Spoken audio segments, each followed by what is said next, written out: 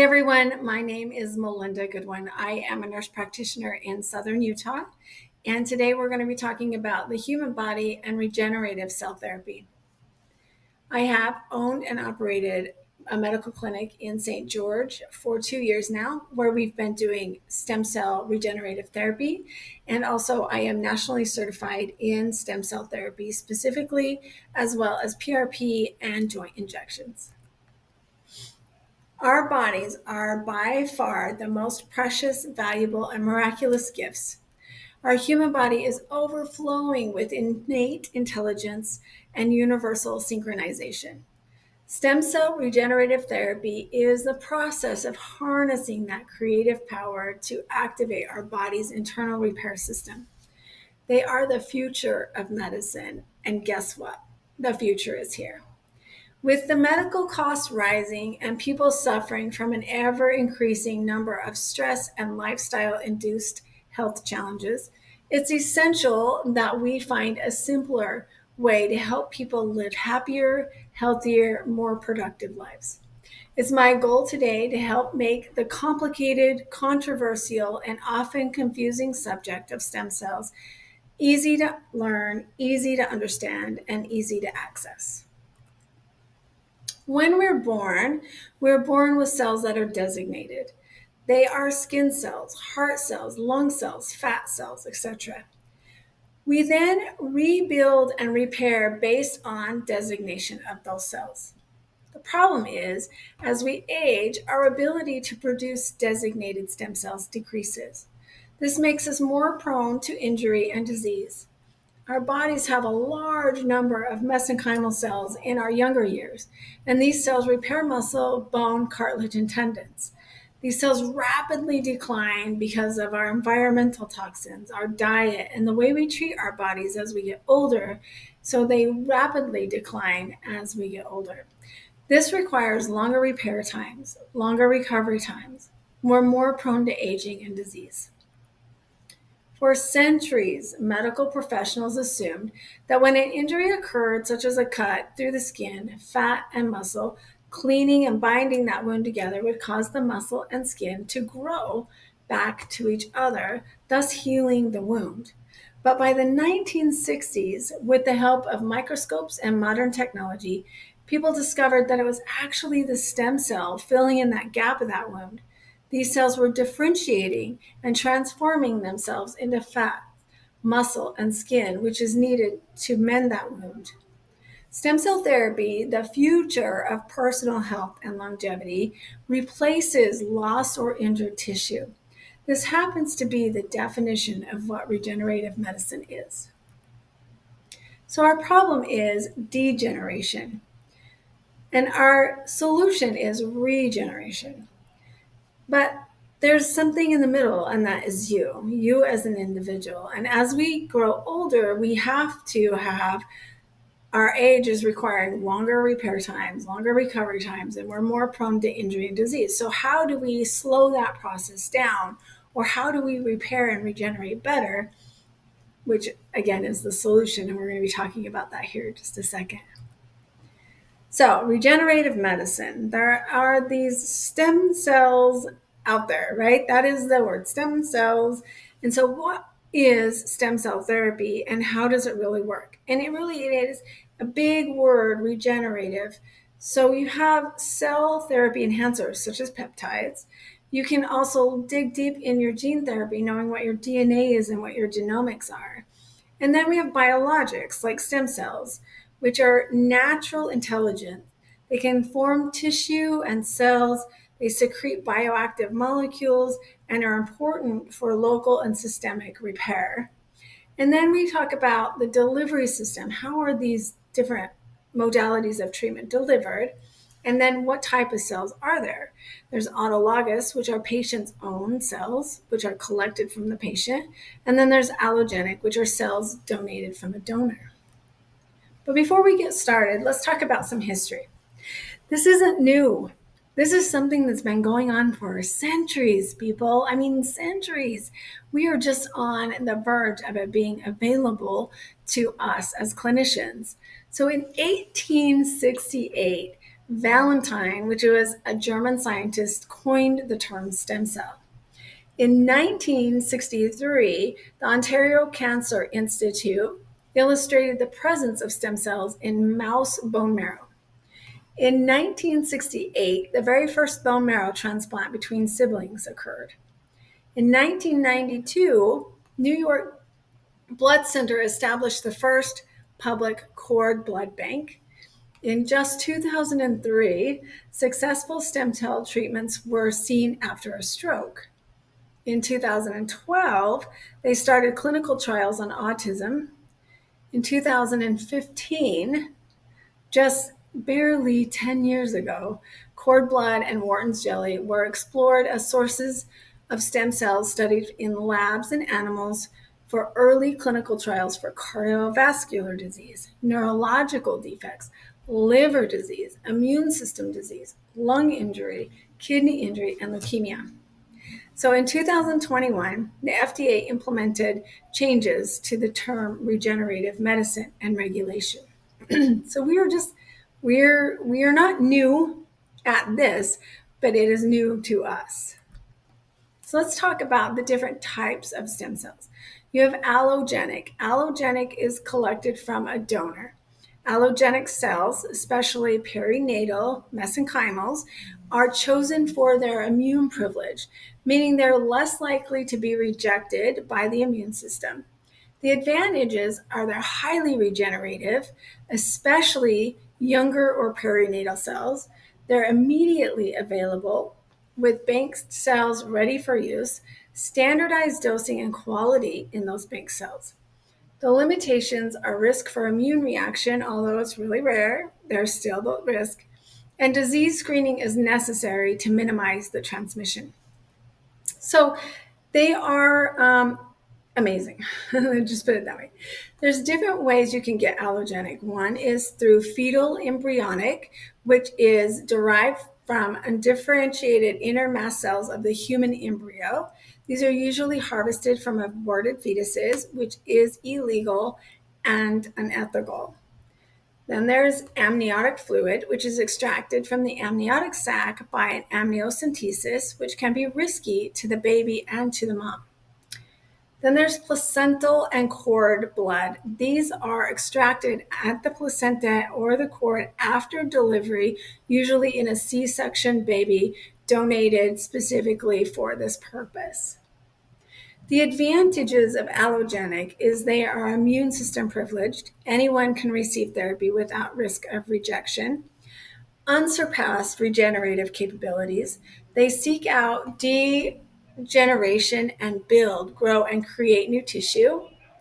Nature's most powerful anti-inflammatory and immune modulating capacity. They can be administered multiple times in uniform dosages that contain high cell counts. There is a limitation that at varied price points, administration techniques can also determine the viability. So then there's autologous. Autologous is your patient's own stem cells collected from blood, bone marrow, or fat. There's no risk of immune rejection as long as it's from the patient's own body going into that patient themselves. Advantages are reduced immune rejection, lower risk of disease transmission, lower ethical concerns for some patients.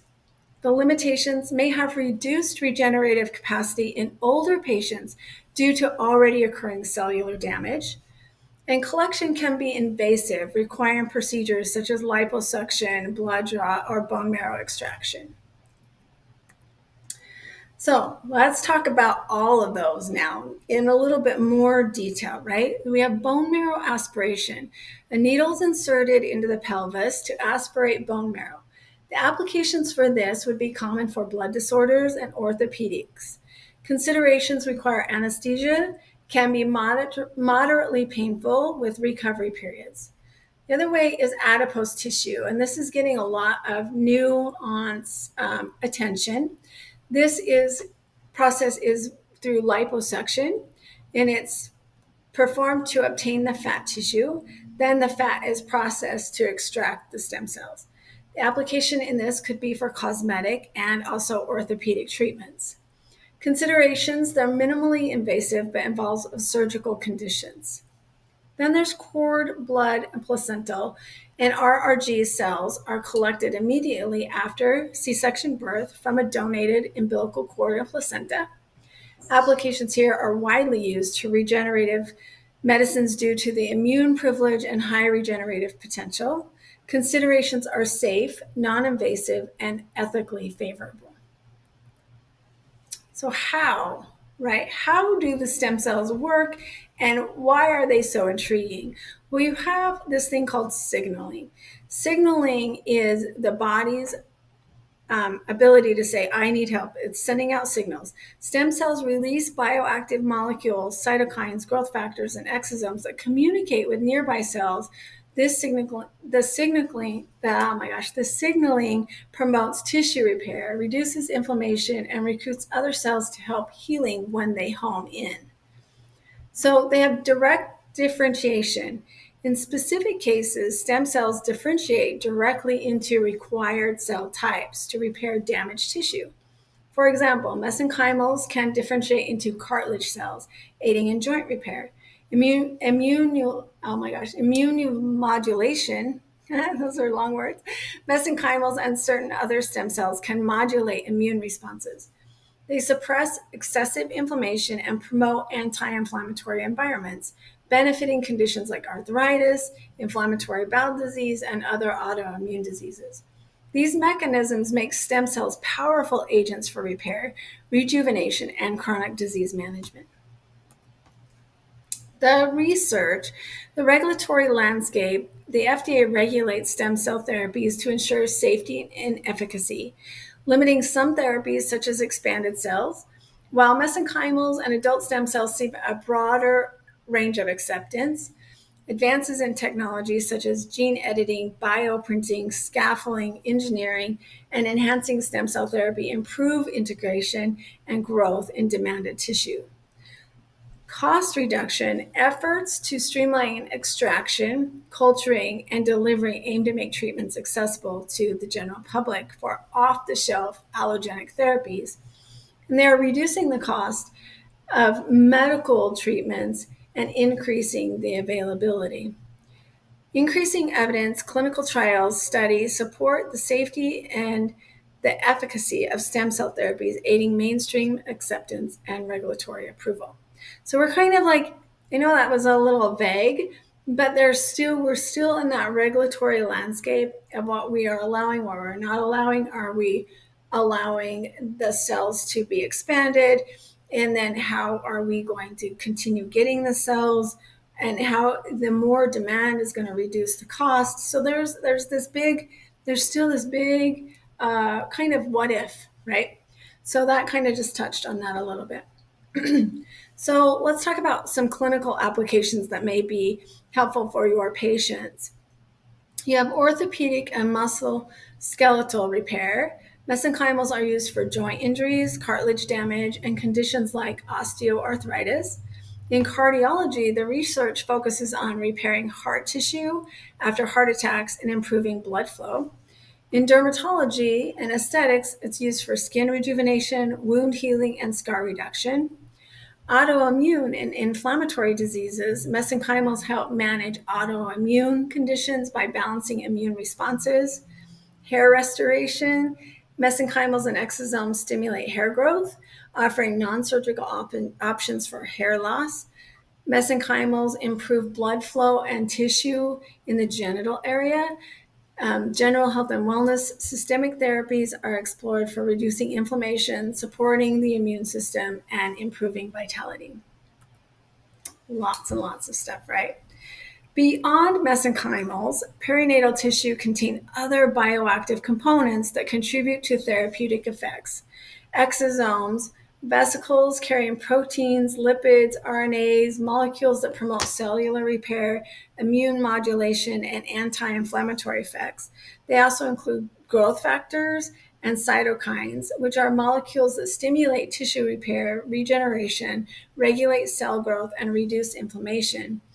And they have hyaluronic acid, which retains moisture, supports skin elasticity, and joint lubrication.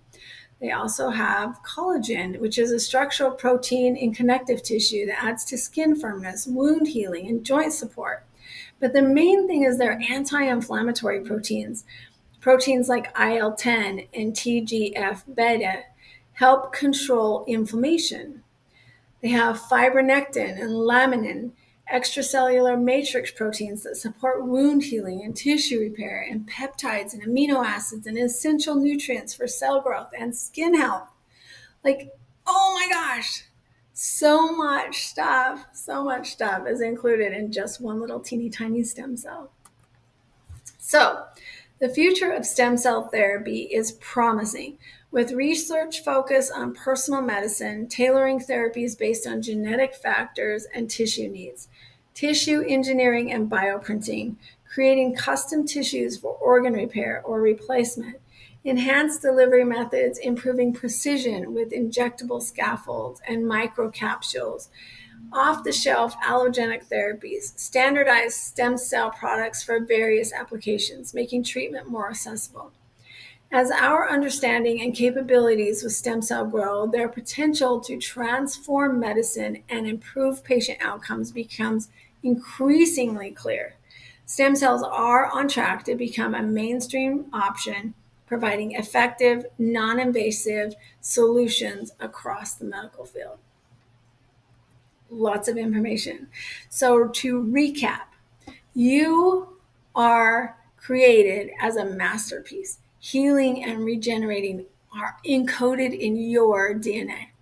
Stem cells, regenerative therapy are the wave of the future, and the future is now.